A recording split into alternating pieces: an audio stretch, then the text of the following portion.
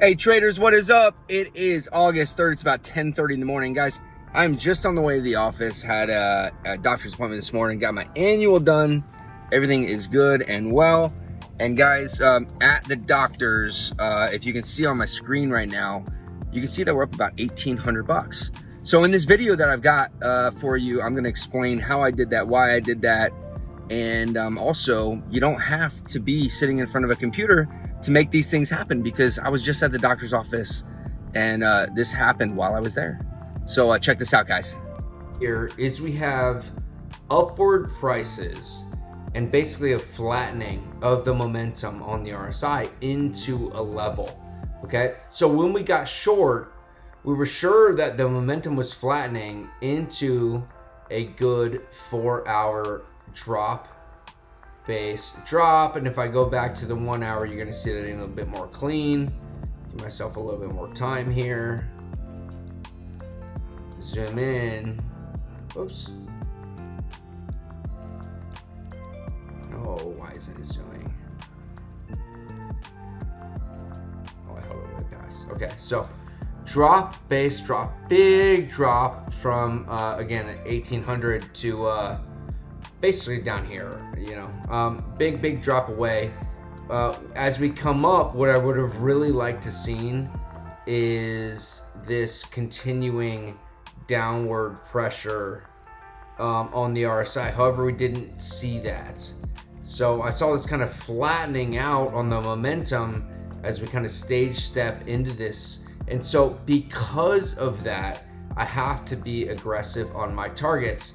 And when I look at that, I say, okay, if I'm gonna get short here, then my first target has to be above the first area of the most likely thing that we might consider demand, but I wouldn't necessarily be a buyer at, and that's right here at 1793.20.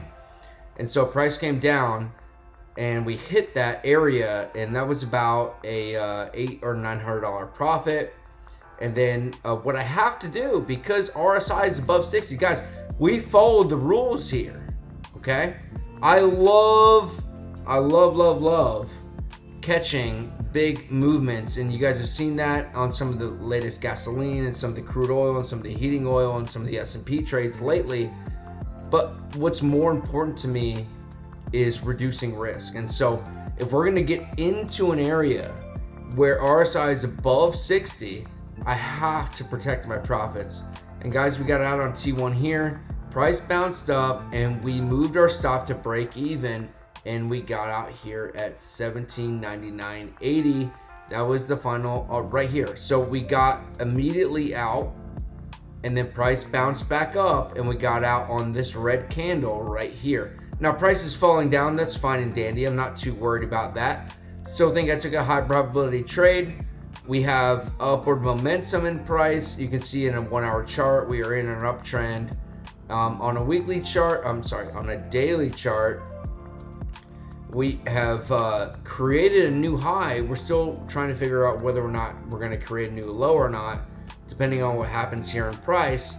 But overall, when you look at all the stacking the odds studies and you look at everything that we've got on this trade, that's not a bad trade opportunity.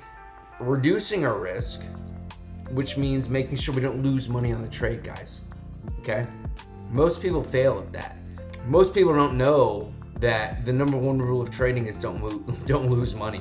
You can make a hell of a lot of money if you're on the right side of a good trade, but we have no idea where price is going to go when it enters into this area. And so we have to abide by our rules, and we take profits here, and we move our stop to break even to guarantee over $1,000 on the trade. And that is what we do here at Trading Price. I don't know where price is going to go from here. Looks like there's some buying pressure somewhere around here, but there's nowhere that I'd be willing to buy at anywhere here, or here, even as we go down. So it'd be way down around here, around 1730, something like that, before I'd be willing to be a buyer. But I have to stack the odds in my favor, and that, again, is what we do here at Trading Price. So guys, hopefully this helps. We made about $1,000 in, I don't know, a couple hours on this trade. So that is a good Tuesday, coupled with the gains that we've made on some of the other assets that we've been trading. And that's how we do it. All right, guys, take it easy.